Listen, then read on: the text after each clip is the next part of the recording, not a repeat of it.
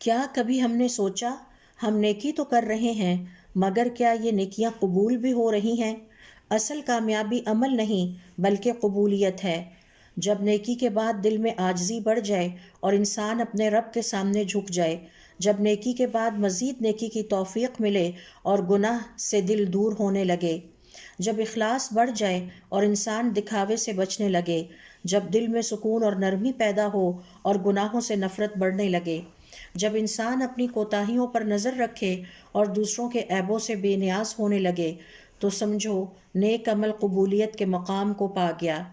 امام حسن بصری رحمۃ اللہ علیہ فرماتے ہیں، مومن نیکی کر کے بھی ڈرتا رہتا ہے کہ کہیں رد نہ ہو جائے۔